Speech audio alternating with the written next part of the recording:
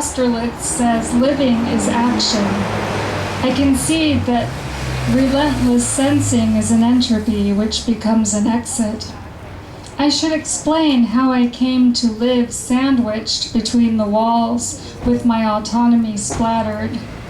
If you are what you eat, I was plates of soggy bread and syrup and questionable fruit. Never again, hospital, I did not like you. You were tougher than my eating disorder at times. 5 days in the medical ward and 40 days and nights in treatment exile. I was no survivor Christ eating locusts in the desert, that's for sure. Getting me there was a Herculean effort, and it wasn't I making that effort. In fact, I made a lion-hearted attempt to escape into hiding, that or die. I'd confessed to my sister-in-law Kathleen, who is my brother Mateo's wife, and to several friends, including my tattoo artist Ima, that I had a problem. Outside of websites and support groups, they were the only people to whom I could admit, or at least not deny, my disease. They loved me and wanted me well. It wasn't some big shock, and nobody abandoned me because of it. I revealed to my mother on the phone that I was on the verge of emaciation. She said yeah, and changed the subject. Not a very engaged response. I needed to stop with the hints and lay it out, or I'd just keep getting frustrated. It seemed like she had forgotten the onset of this thing. That was a long time ago. How do you tell your mom you're sick with an adolescent's disorder when you're old enough to be the mom of an adolescent yourself? Ima reflected that sometimes the people who love us the most, like moms, are unable to help us because they are so freaked out by what they are observing that they'd rather bathe in a river of denial. She figured the root of all this pain of mine was a desire to die, and that I deserved, instead, to live. If I didn't want to live, there would be no shrink who could fix me. There was still more for me on this watery earth. You are so freaking gorgeous, creative, talented, funny, and wise. You are wasting your gifts by allowing your body to waste away. It's ironic that while you are determined to become lighter in body, you are growing heavier in spirit. I know it's not just about the food, but fucking A, girl, eat something. At least give your brain some fuel so you can deal with the emotional cesspit you're stewing in. You'll feel much better. So much of what you're experiencing is aggravated by malnutrition. If you could just give yourself a week of nourishment, scales be damned, I'm sure you would find things less heavy. I love you and want to see you well. Do you need an intervention? Ima was gorgeous, creative, talented, funny, and wise, and she had anorexia. It was a sleeping beast, but it was there nonetheless. Can you ask for your own intervention? I wanted any suggestion except one that involved eating, and any way out of the belly of this beast besides one that would lead to weight gain. No one had anything of the sort to offer. My British friend, Chiara, who met her true love when living in Italy, was also beautiful and talented, and had her own struggles with eating and body image. Whom would the beast spare? Oh, Pallas, honey, I love you, she sighed, a bit exasperated. There was that 4-letter L word again, and a longing in her sentence, with an intention for us both that I couldn't quite unravel. It invited the twin parasites, shame and guilt, into my living room. I hated the beast for what it was doing to my loved ones. Was I my loved one? Please be good to yourself. I know it's hard, but that means, well, food. Ugh, the F word again. Also 4 letters. It's not your enemy, it's your sustainer, and you need and deserve it. I'm worried about you, lovely. It was nice to be worried about. Did I want to be worried about? Was I lovely? I am eating fruits and veggies, and I'm taking vitamins. Those are foods that nourish, and I know they promote weight loss, but hey, it's something. I don't know, I used to drink protein shakes for breakfast. Thank you for caring. Fruits and veggies are brilliant, and I'm glad to hear you're eating them. Eating anything, really. Have you thought of going back to the protein shakes? I've been drinking them daily, and they're helping me. You'd be able to slide some nutrients in without having to struggle with bulky food.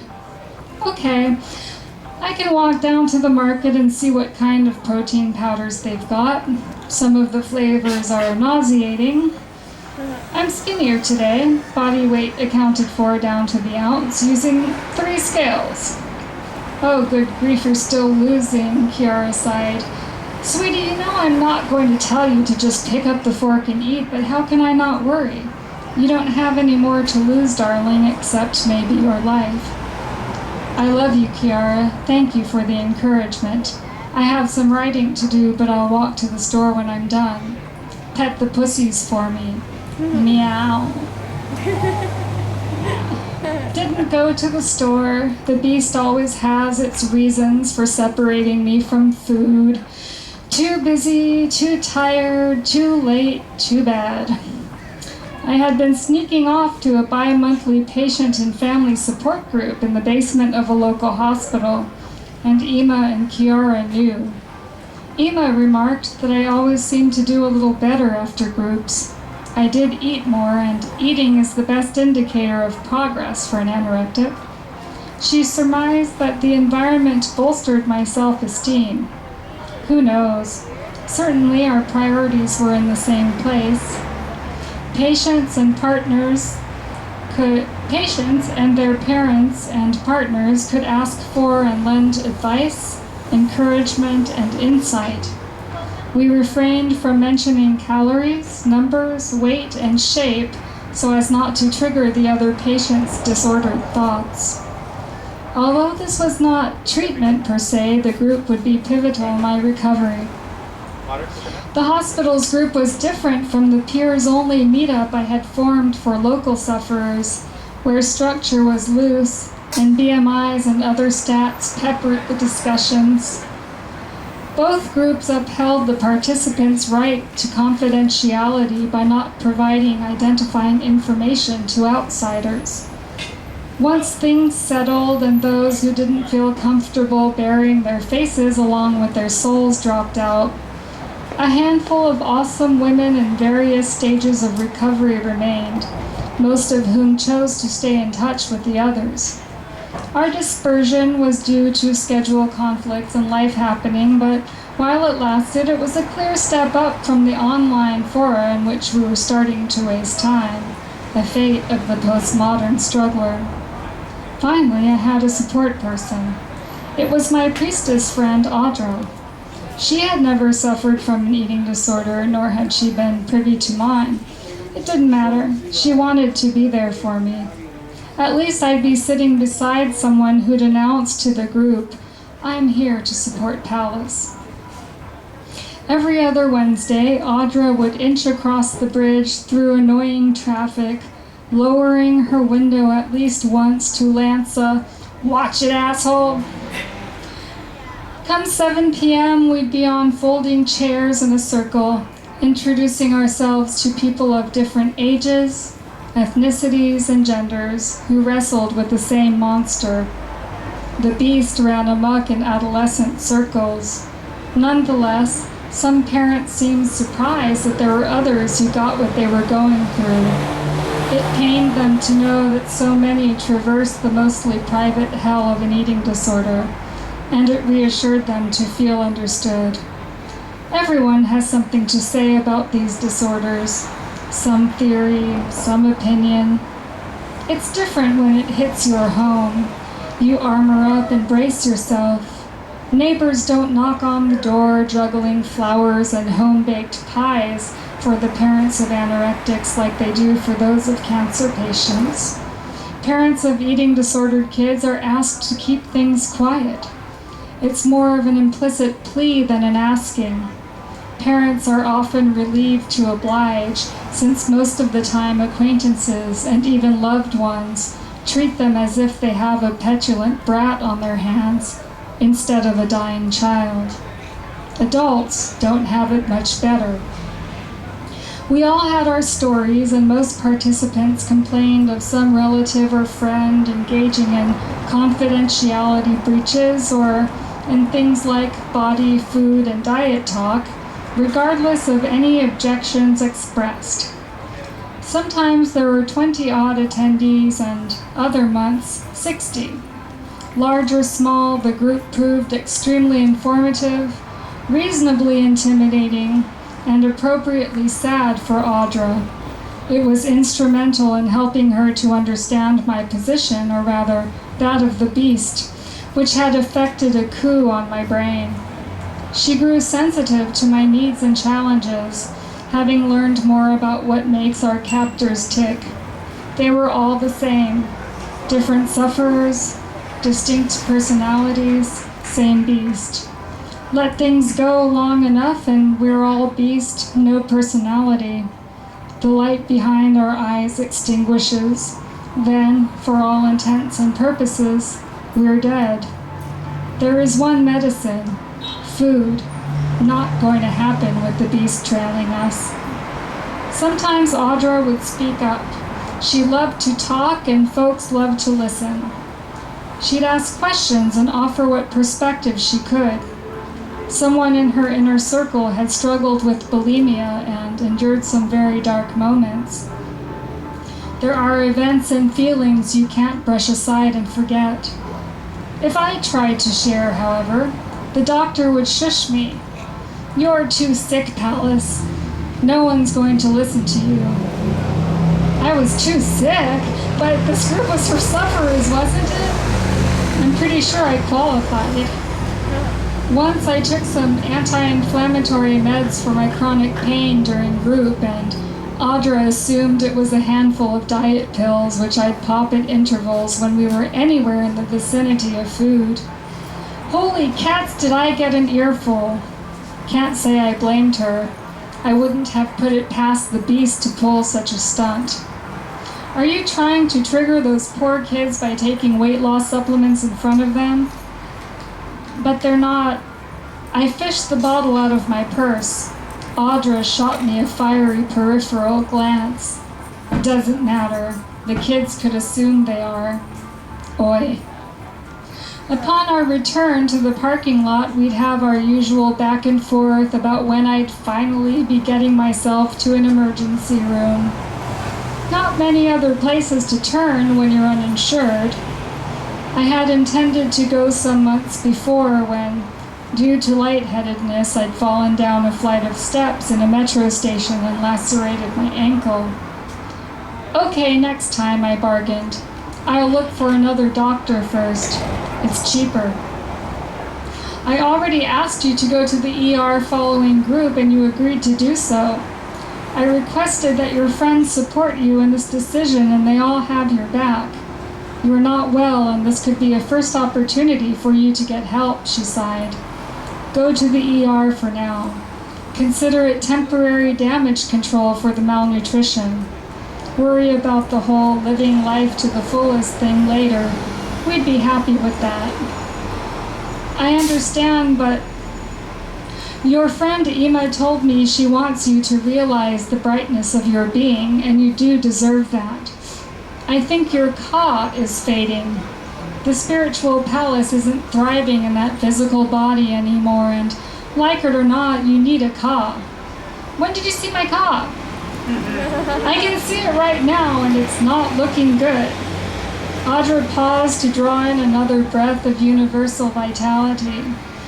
"Kathleen fully supports this decision. We are all here for you, but we can't legally force you on a path to recovery. She said you're a treasure, beautiful inside and out. Remember? We need you on the earth in the here and now, but in order to help heal the planet like you claim you want to, you've got to heal yourself, and we need you to throw out the charcoal tablets." They're capsules, not tablets, I snarked. Sorry, not funny, I know all that, and I moved, really I am, but at this moment I'd rather take the road back to my apartment than the path to fast carbs. Smart ass, grumbled Audra. 2 girls in the group suggested you tell the ER doctor that you are feeling suicidal and have a plan so they have no choice but to hold you.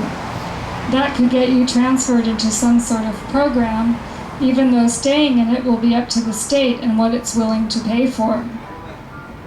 We had both sat through enough support groups to hear families gripe about the walls they hit with doctors and insurance in order to obtain one speck of treatment. I know, Audra, I know, but I made no promises and already warned you guys I might chicken out. I do want everyone to be part of this process, and I appreciate your conveying everybody's words of support, but I feel guilty enough for letting you down and would like to change the subject. We all know you're no chicken, insisted Audra, who was not about to drop it anytime soon. I'm sorry. We usually stopped at a fast food drive-thru en route to my place. Most of the time, I just wanted to hurry home, put on the sci-fi channel, and crawl into bed with my cat. They call that fast food? It's taking 25 bloody minutes, geez. Maybe I should ask Audra for a fry. Do I still like ketchup? It doesn't have many calories, but the fry has 10. Can I budget it in? Can I deal with the burger smell? At least it isn't fish. Why don't they just go all soy since they use so much of it anyway? After I'd spent another 15 minutes of circular debate with the beast in my head, Audra pulled up at my door and handed over the gargantuan beverage she bought me. Iced tea, lemon squeezed in, rind thrown away because of pesticides, no sugar. She ate her food like a normal person. We'll go to that Wednesday evening free clinic and ask about a full physical, I promised. They can refer me out for the additional testing at a lower cost if they need to. I'd rather get some labs done by a GP to assess any vitamin deficiencies. They can do an EKG if they want, and I'll call a referral service in the morning to see what my other options are. Isn't that the clinic where the doctor told you that you didn't look like you were wasting away and she wasn't that concerned because your hair's not falling out? Yeah, but that was months ago, and there are different doctors volunteering all the time. Okay, Pallas, but if this doesn't work out, then I will go to the ER. Promises, promises. Well, I certainly hope so, because this is an urgent matter. I know, but nothing will truly help as long as my anorexic identity is in the picture. My beast self is blocking my Pallas self. Treatment is about developing a healthy me apart from my disease. Studies show a strong correlation between this and long-term recovery. Honey, everyone in that room agreed the malnutrition has to be addressed to get your brain functioning well enough for the psychotherapy to sink in. No excuses if you want to get better.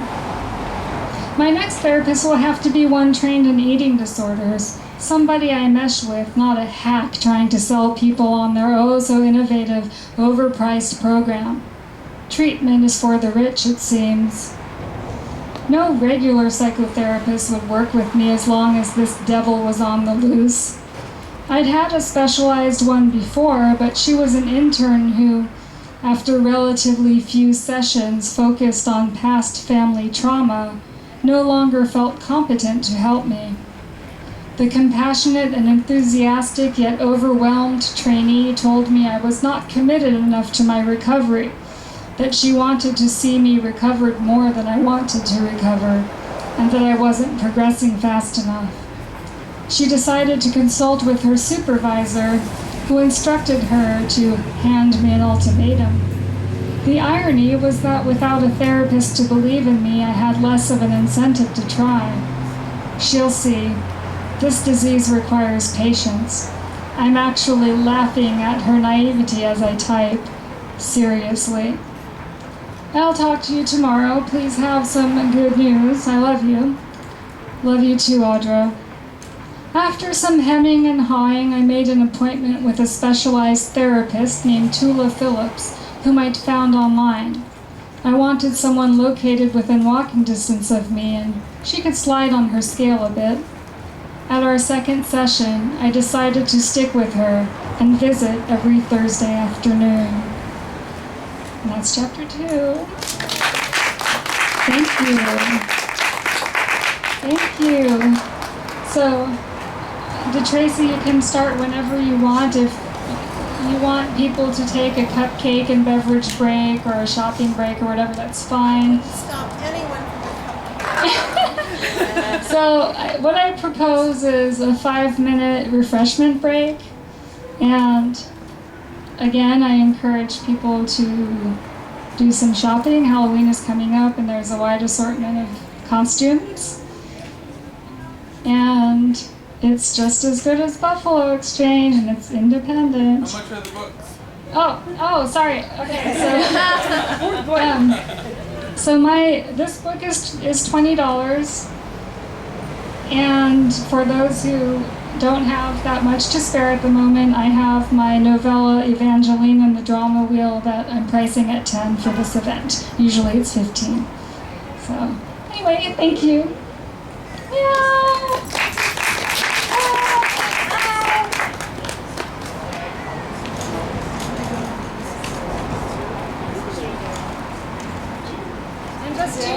To introduce to Tracy for whenever she's ready to go on. She was my inspiration. I didn't even know that there was a neo-ICN community anywhere in the world, much less the Bay Area or the wine country or anywhere. So whenever I would have an interview and people would ask me who my favorite authors were, she would be on the list for her Mysteries of Isis. So she was instrumental in my spiritual development, and now she is my dear friend and director of Isis Oasis, successor to Lorian, and very well qualified for the job. And we love wild cats.